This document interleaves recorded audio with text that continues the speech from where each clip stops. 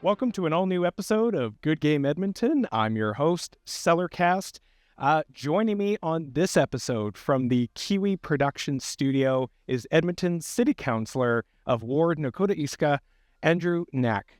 Andrew, thanks so much for joining me today. Thanks for having me. This is exciting. This is a whole new format, so I'm excited. As we dive into the questions here, let's get started with a round of Mario Kart. Absolutely. I'm looking forward to it. We already did a practice round for anyone listening and watching. And Andrew came in first. I did. So I have picture evidence, Yeah. so people know. Okay. Feel free to tweet about it after. It's all good. I will. Because if we don't, did it actually happen? Exactly. You said you say you took a picture, but did you? Always good to have proof. Yeah. No, absolutely. Oh, I hope we do okay. Well, this is tougher because, to be fair for everyone, we played the initial round at 50cc, and now we're at 150cc. So, got to make it fun. Got to make it interesting. We got to challenge ourselves. Yes. No, it's true. I'm curious though, Andrew. When as we're gaming here, when did you first get into video games? Since as early as I can remember, I've been playing games. I had a VIC-20 and a Commodore 64 as like my first gaming thing. Oh no, there's a banana peel already. Great start. I think when I really got into gaming is when I got an NES, and I've been playing on that ever since. And it's part of my life. So I've been gaming. It is rare for me to go more than a couple days without some type of gaming. And it's just something I really enjoyed. It's my pastime. I know other people like to read, other people like to watch movies. For me, I like to play video games. Yeah. And so I've been doing that since the very beginning. And that's sort of how I got all started into it. And I fell in love with games. It's I'm a nerd. I was, and still am, an introvert. So gaming was a good sort of way to get, into connecting with other individuals. Yeah. That was nice. So. Yeah, no, that's awesome. Here, working in public office, bringing video games to your colleagues at City Council, what's that been like, Yeah. So my first term, it was a lot harder, I will say, because, even my first two terms, I worked with one other person who would have sort of considered themselves a gamer, if you will. But for everyone else, it was fairly new to them. And so when, I started talking about these ideas, when I came up with the fact that this is something we should engage with, it was sort of catching people a little off guard. And this term is quite different because we actually do have a council who's made up of a lot of folks who are who either game themselves or are, I guess, and this isn't meant to be solely an age thing, but to a degree, young enough to realize that this is an important pastime for many, many people. And we have to, evolve as a city. We've got to respond to all the realities that we're facing. Yeah. And part of that includes trying to support an industry which is pretty incredible and the biggest entertainment industry. And so I love to see it. That's awesome. Because obviously with that kind of crossover between work and play, from April of last year, I believe, that esports making it into city council agendas and such. Walk me through how that has all transpired, and why. You speak about colleagues that are into gaming, but like why now particularly in terms of bringing esports to council? Yeah, and so as much as a gamer that I am, I don't actually do much on the esports side of things. Although I try to watch it, particularly Rocket League, from time to time. I really like to see sort of how that world evolves. I'm sorry, we're not playing Rocket League. I know, that's okay, but I did finish third on this one, which I must say I'm impressed with, considering how bad we were doing the first two laps. Yeah. I not really my best time, but I guess this is what happens when you multitask. Exactly, it is a little more challenging. So the idea behind bringing in sort of the esports conversation is, I've been reading, watching, I listen to a lot of video game podcasts to try to stay up on what's going on in that world, in that industry. And, you just sort of see a little bit of the writing on the wall that this is where things are going. It's a pretty massive industry. In a lot of cases, esports gets massive audiences well above what your average sporting event is. And I just saw a potential opportunity, knowing we have local game development, knowing we are a pretty big sport community, if you will, in the city of Edmonton, and thought, how can we try to better take advantage of that? There's these massive events that take place. What can we do around that? Yeah. And so that's sort of how it all started. I wanted to ask the question of, like, can we do this? What would it take? Oh no, I'm going to fall off Rainbow Road. And so, yeah, I brought a motion forward that says, hey, like, what could it take if we want to be an esports sort of leader? What can it take for us to sort of solve this and take advantage of an industry that's growing? And so, yeah, that's the idea behind the motion. And thankfully, council was very supportive. I think they saw a lot of economic opportunity in that. And so we've been sort of examining that, talking to folks in the community who put on events and support one another. And that's just sort of where we're at, is we wanted to say, how can we do this better? Yeah. Yeah. And I guess, there was the initial report and feedback about, maybe not necessarily as much community input at first, but now it seemed like that was resolved and there was community feedback brought in. And I think there was a follow-up to be had in the fall here as to, like, where did that end up? Yep. For those who don't know, could you share as far as, where did that land? Absolutely. At this point? So originally we were going to actually have a report to do a final check-in.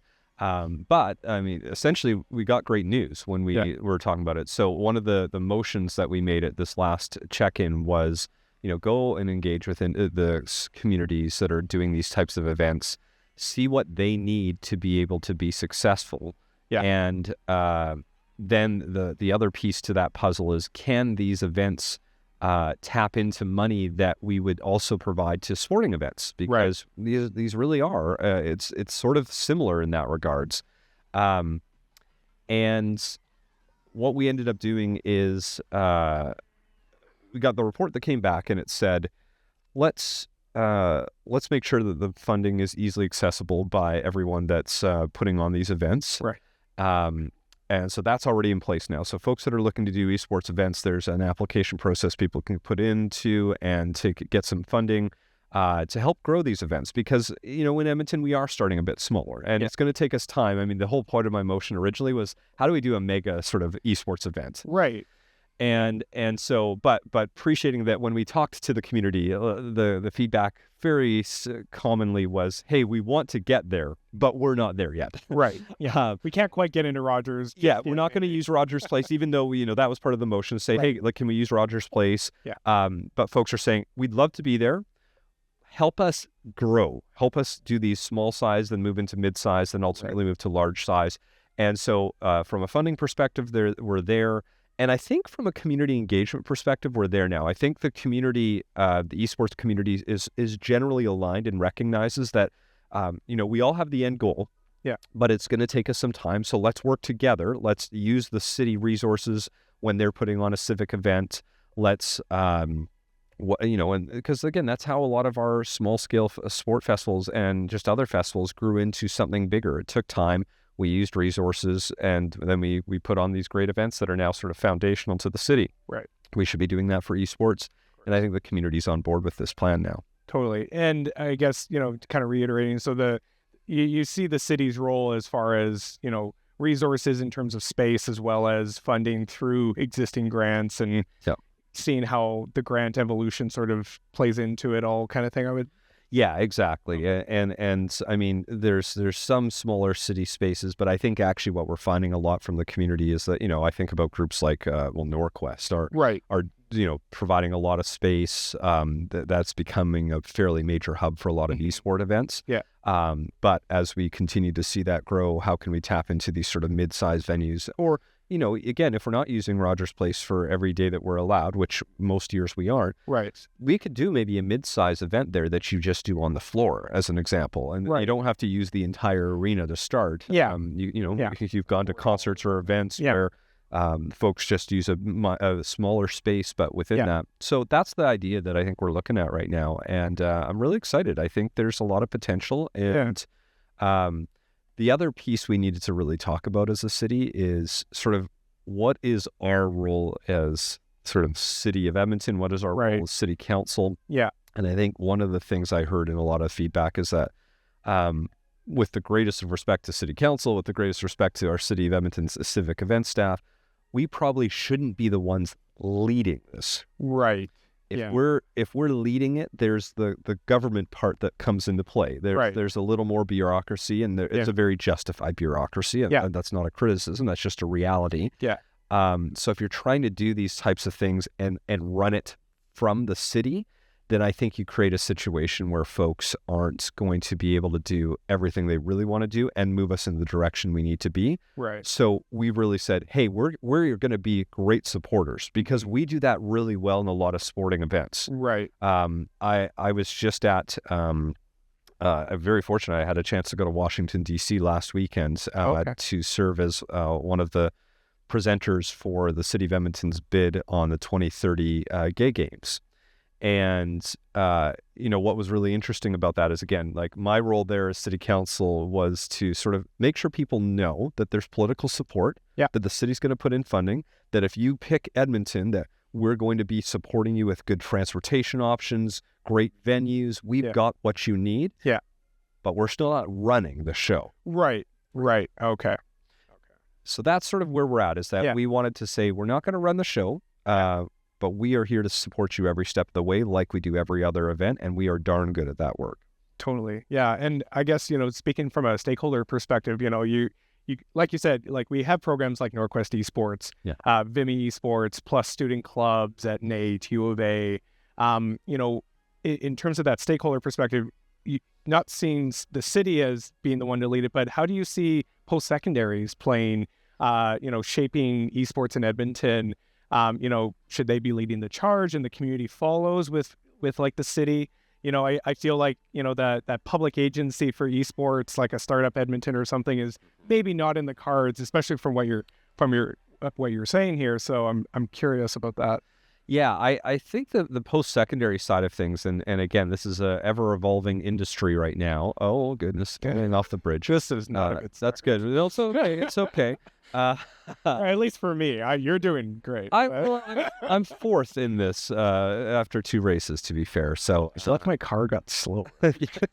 Did my cart just get slower? It might have. It very well might have. Bowser's having a big breakfast here.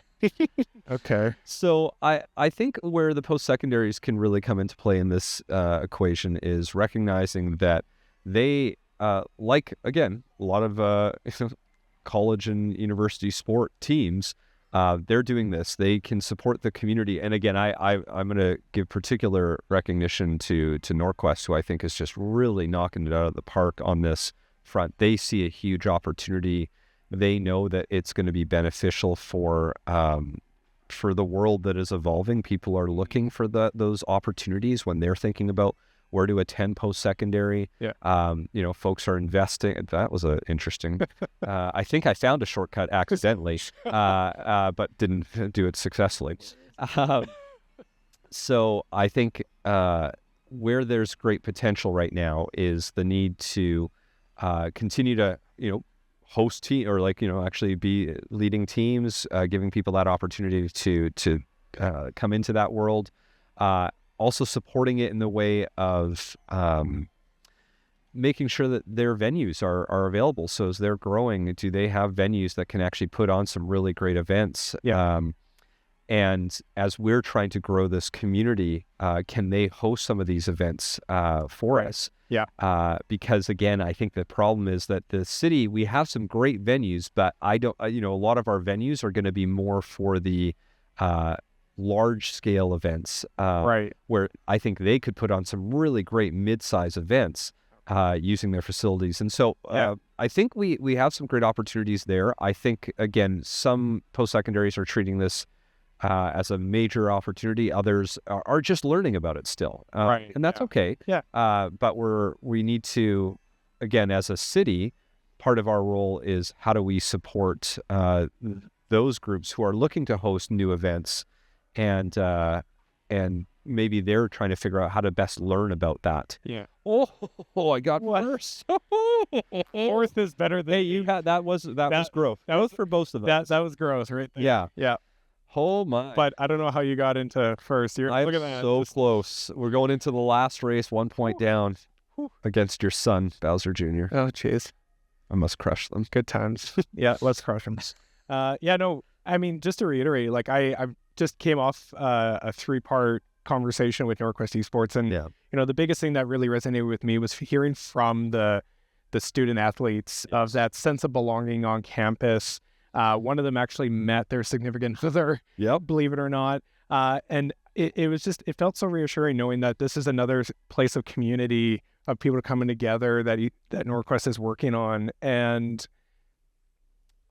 for that kind of space, they have so much room to grow to ensure that they're, a true esports hub, I think, from a post-secondary level to invite everyone in. So really being that medium-sized venue as a hub for everyone to come together. And then that's kind of the launch pad to get to those bigger venues. Like we got GameCon Canada happening and everything. But I am curious though, given that esports intersects, we'll start the third race. We'll see how this goes. I'm hoping I can best 4th place, but we'll see. But like in terms of esports, I've always seen it, and I feel like you've seen it as well. It intersects with other industries like business, tech and innovation, film and TV, broadcasting and content creation. In your opinion, how do you see esports? How should esports be classified in Edmonton? People say it's arts, people say it's tech. Is it both? It's every time. I've always been curious because everyone sort of seems to have a different opinion on that. Yeah, I think it is a bit of both, right? Because, I wish you could sort of simplify it in one area, but I think that's why it's been tough as a city, because even groups, we've had some groups that are like, should some internal but arm's length groups lead this work within the city? And I think what are some examples of that? Some good examples are the Edmonton Screen Industries Office or Edmonton Unlimited. Yeah. And so these were conversations that we've been having, and we're trying to figure out, is this the right way to go about it? And I think while these groups are interested in supporting, they also feel to a degree that they might not be the best experts in all these areas, because the Screen Industries Office is more than just gaming, although it's certainly an important part. It is film, it is TV, and so we run into that place where you can only do so much, especially when you're a smaller office. And so they do ask the question, like, how do they? That was me, by the way. I'm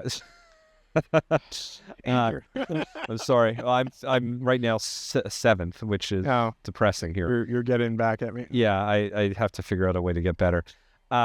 So I think the decision sort of came from these organizations of saying, hey, we want to support, we want to be a part of this, but also we think we're probably not going to be the best leads, right? And you've got better resources available to do that, to support that. So I think going back, what I would sort of think about here is that when we're looking at this arts versus other piece, again, gaming is an art, no matter how much you want to call it otherwise. I think everyone sort of is at that point now where we recognize it's important, and it, just like movies, just like TV, just like film, we have to support this world, and we've got some great local developers. Obviously, BioWare's a great example, one of our best known examples, but there's many other great development studios that we want to support. Now, some of them are in the esports world and some of them aren't. And so I think that's also where some of the interesting tension comes, because it's not so cut and dry, and it's not like not every studio cares about esports the exact same way. Right. And so what do we do? Oh my goodness. I think I had it. I think I have an opportunity to catch up. We are so close. This is the last little bit here. Oh, no. I'm going to try to get out of I'm third. We got distracted because, oh no, I got hit with a red shell just before the exit. Oh no. Brutal. So this notion of esports and art and tech is that it is supporting different worlds, because on the esports, like, it is an event, right? Yeah. So it is part of the entertainment industry. It's some esports, groups that run these actually consider themselves more on the entertainment side than almost even the gaming side. The gaming is the product that they are putting on the show on for.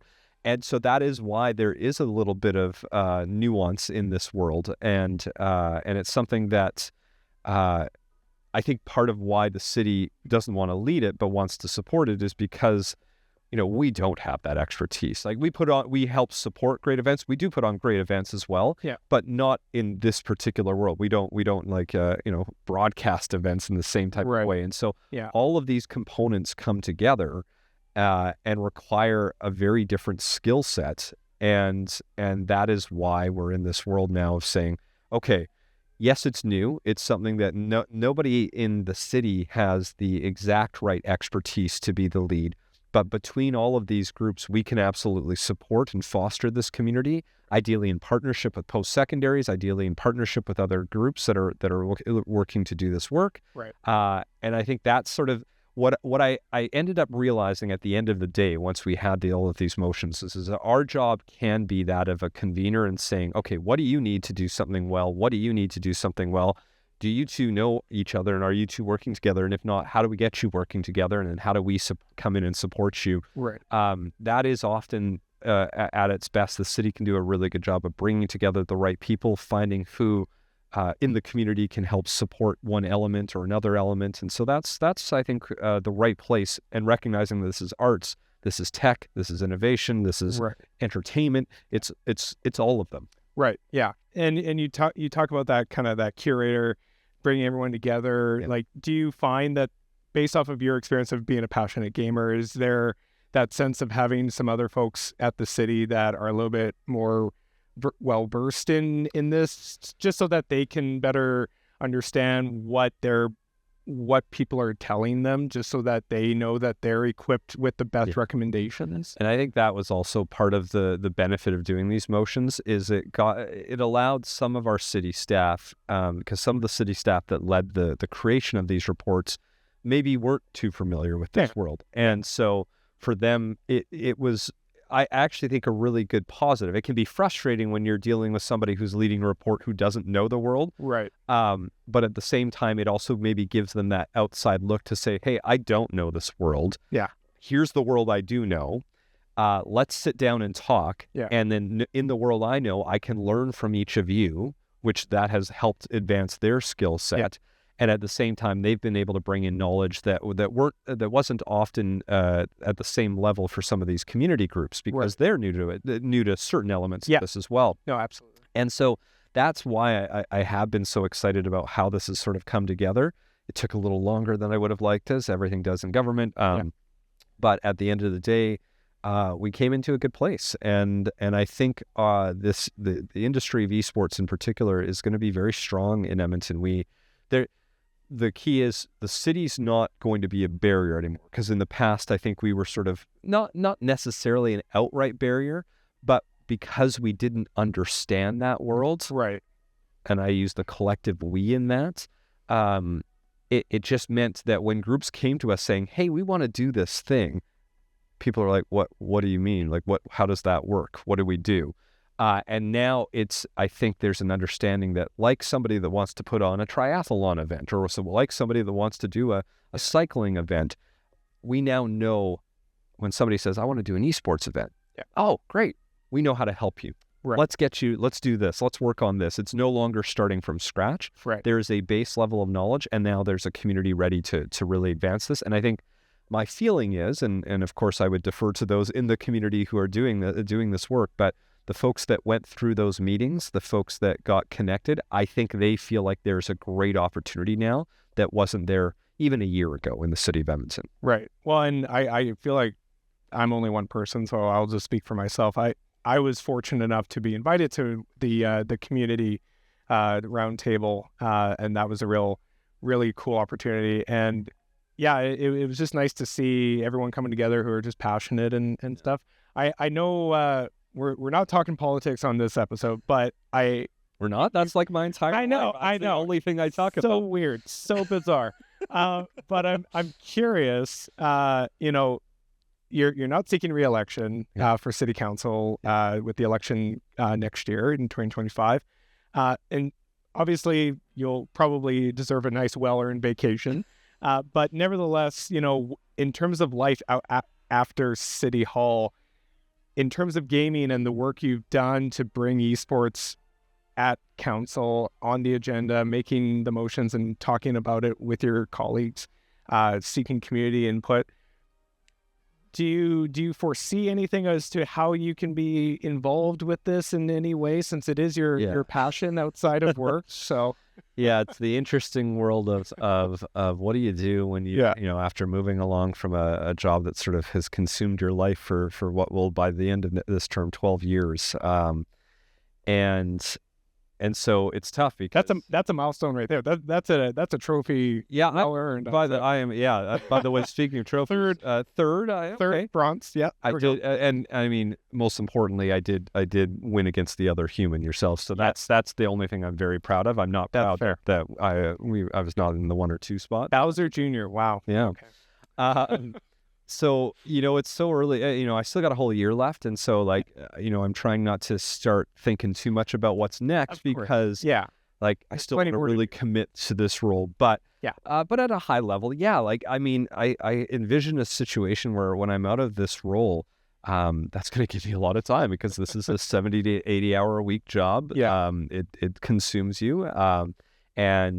And you get to sort of be a generalist in a lot of areas. You don't get to spend a lot of time digging into any one area. Right. So when you're done, if, I might not have to use 70 or 80 hours a week. So can I go, do whatever my employment is, but then spend a bit of time focusing on a few key areas that I can help expand and volunteer my time on, and wherever people might think that's a benefit. So and obviously gaming just being a critical part of my life is a spot I could certainly envision supporting folks on. Love it. Because I do think there's still a lot of potential. Like I have that vision. When I made the motion, it was I wanted to host a mega esports event within 2 to 3 years. I don't think we're going to do it in 2 to 3 years, but can we do that in 5 years? I think it is possible within the next 5 years for us to be hosting something more significant like that. And so how do I help contribute to that? Now that I think we've got the internal knowledge that we need, what can I do from the outside supporting some of these organizations that have just incredible volunteers who just do incredible work, but maybe don't have an understanding of the political side or the administrative side because they're busy doing work in their own areas. Maybe that can be of value to try to help grow this world. Because I want to support this industry. And I think we have to take a step back. Part of why, beyond my own personal passion, and beyond sort of the worldwide economic impact of gaming, even though this year and last year's, there've been a lot of layoffs in the gaming industry. It's a very hard industry to be operating in. It still generates significant revenue, far more than anything else. Absolutely. But it's a bit of a challenge right now if you're in the development side of things. Gosh, we even heard, I think the time we're recording this, a few days ago was Inflection Games here in Edmonton had to do some layoffs, and just tragic because you're seeing and hearing that. I think at this point it's almost every week I hear a story about a gaming studio. So that's not great. But what I do sort of acknowledge still is that there's still a lot of opportunity and a lot of employment opportunity and a lot of opportunity to grow both the development side in Edmonton and the sort of entertainment side on the esports. Because, I think a lot of these spots that are closing down, they're often closing down in higher cost environments. Edmonton's are really, as much as people don't love things like property taxes and all that, and we had a big property tax increase this time. we often forget that Edmonton is by far and away the most affordable major city in Canada by a large margin right now. Yeah. So can we go to these companies and talk about, hey, this is a great place to be. So the same thing that is happening right now in Southern Alberta under film and TV, because they have managed to really find their place. Yeah. I think we can do that on the gaming side, both on the development side and on the esports side. I think we can do both. And so I've seen it as a big opportunity for us to diversify what we're doing as a city to provide more economic opportunities for people. And it's an industry that is large enough, even with all the challenges that it's facing right now, that I think we could be a really great home for folks. Love that. Love that. I have a couple more questions before we wrap up. Before you go, let's do one more quick. We won't do a full 3. That's fair. That's fair. But we'll play one more game here. I love it.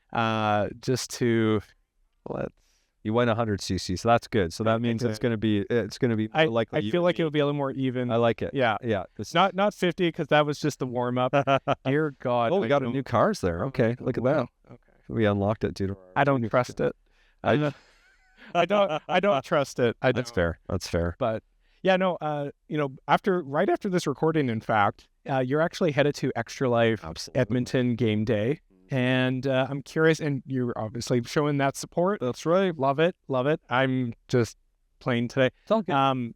I haven't gotten the podcast swag yet, so that hopefully this time next year. Yeah. But I'm curious, how long have you been involved with Extra Life?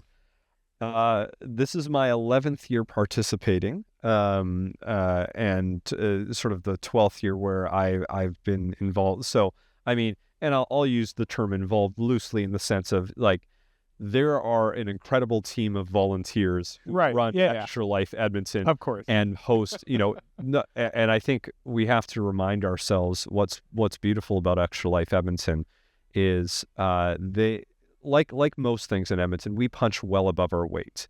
You would think, Extra Life Edmonton, are they going to be one of the top fundraising teams? They are. They're one of the top fundraising teams in North America. Year after year after year, they've raised literally millions of dollars for the Stollery. When you look at what's happening in other cities that participate in Extra Life, there's very few that are anywhere close to what is happening here in Edmonton. So I love that. Yeah.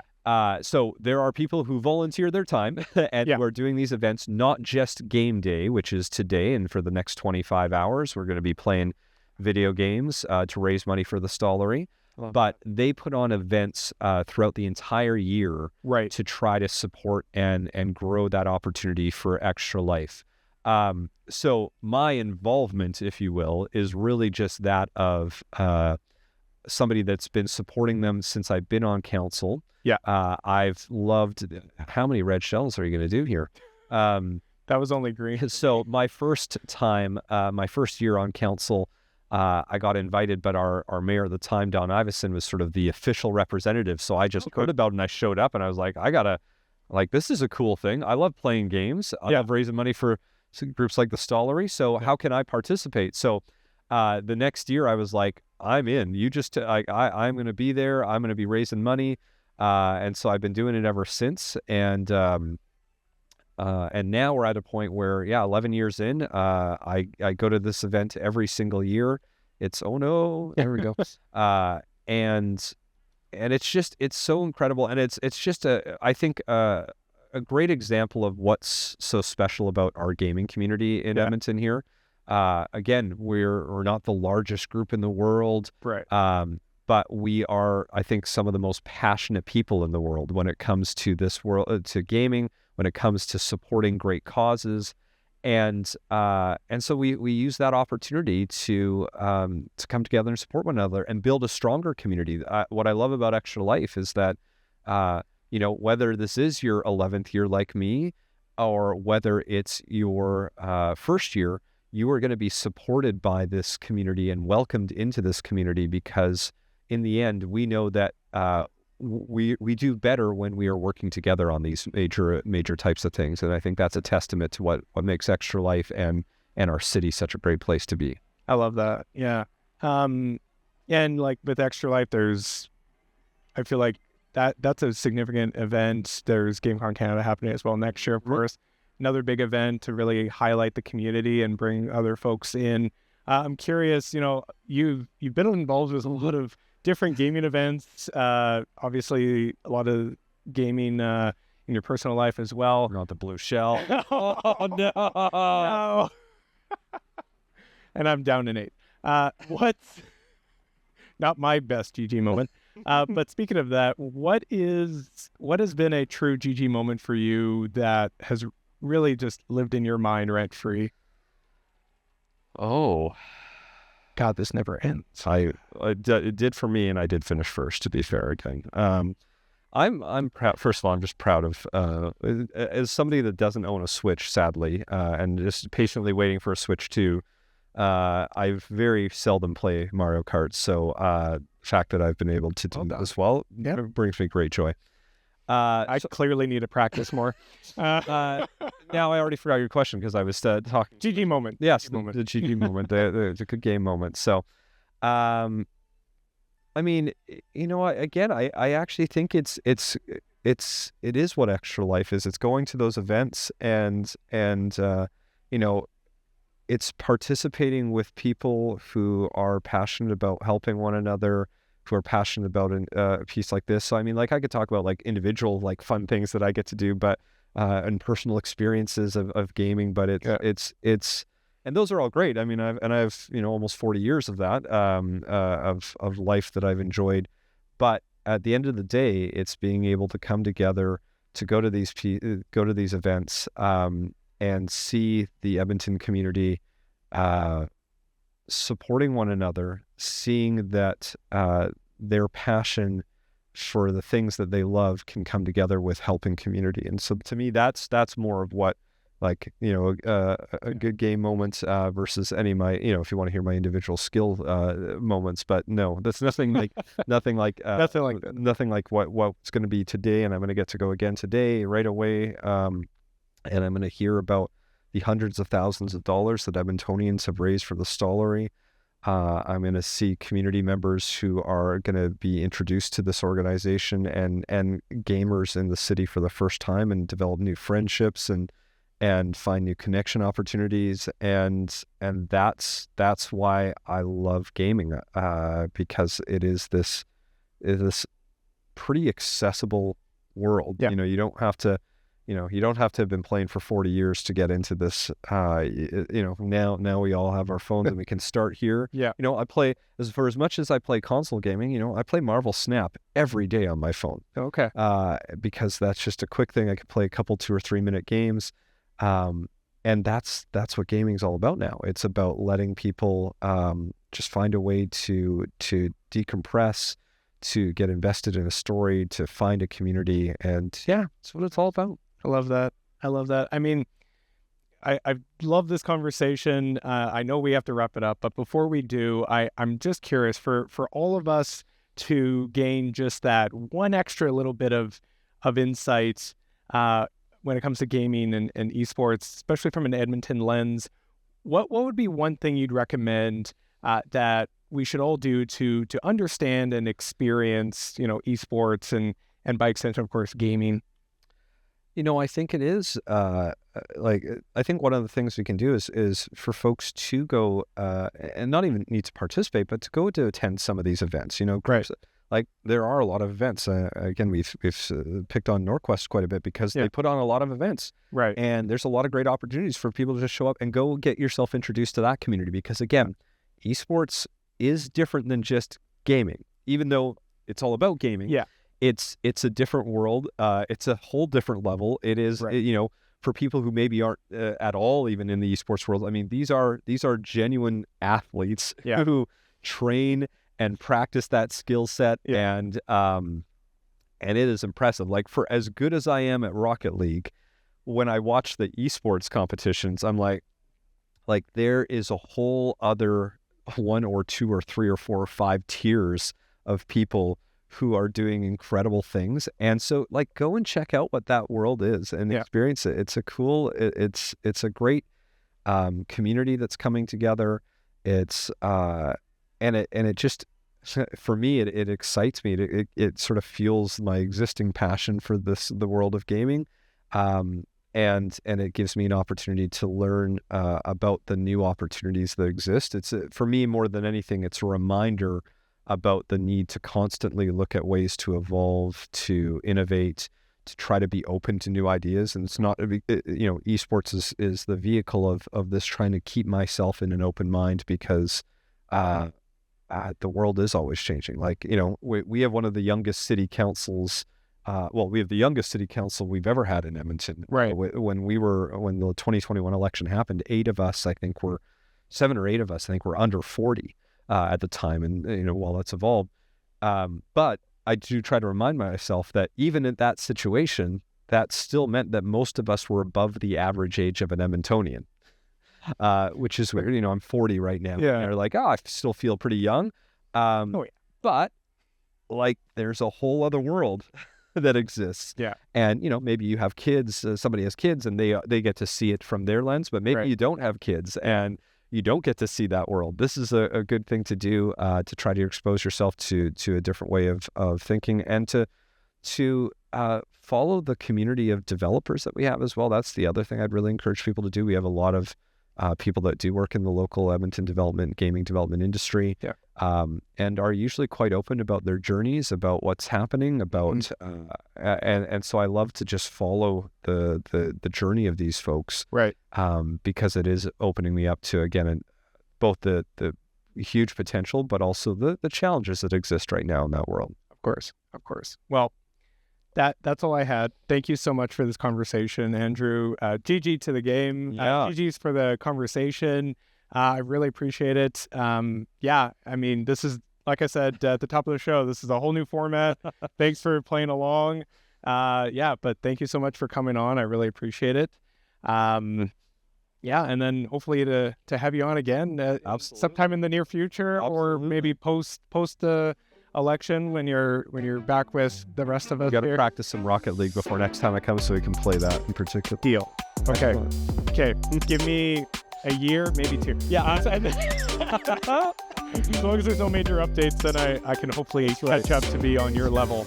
But thank you again, Andrew. Thank you so much. And of course, thank you to Kiwi Productions for the studio space. Not only do they do content creation out of here, they also offer services from event production, live streaming, and broadcasting to event planning. For details, you can go to kiwiproductions.ca. A lot of synergies I'm sensing there. But catch up on all the latest episodes of the show and check out some community resources all in one go at goodgameyeg.ca. And if you enjoyed my conversation with Councillor Knack, please rate, subscribe, and share wherever you listen to podcasts. Stellarcast out.